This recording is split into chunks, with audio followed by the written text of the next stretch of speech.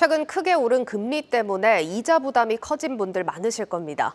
이런 가운데 불황형 대출로 불리는 보험 계약 대출도 크게 늘고 있는데 이마저도 대출 금리가 오르면서 결국 보험을 해약하는 사람들이 늘고 있습니다. 장슬기 기자가 보도합니다. 가입자가 납입한 보험료를 담보로 대출을 받을 수 있는 보험 계약 대출. 신용점수와 상관없이 간편하게 급전을 빌릴 수 있어 일명 불황형 대출로 불리는데 최근 이 규모가 크게 늘고 있습니다. 지난해 기준 보험계약 대출 잔액은 68조 1천억 원 수준으로 3년 전과 비교하면 5조 원 넘게 늘었습니다.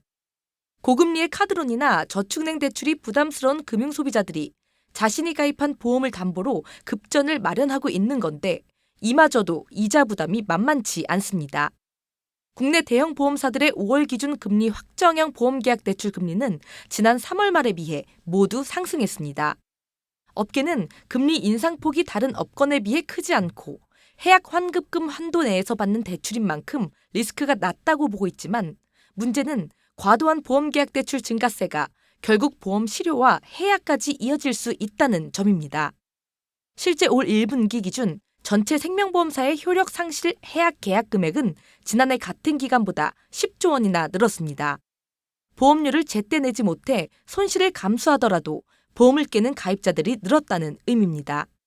어떻게 보면 제도권의 마지막 수단이라고 할 수 있는 보험 약관 대출을 받는다는 건 지난번 팬데믹 후유증하고 최근에 그 금리 상승이 지속돼서 가계가 이제 버틸 때까지 버티다가 점점 어려워지는 게 아닌가 하는 그런 우려가 좀 있습니다. 그래서 아마 소액 대출임에도 불구하고 전체적으로 증가 추세를 보이는 걸로 이렇게.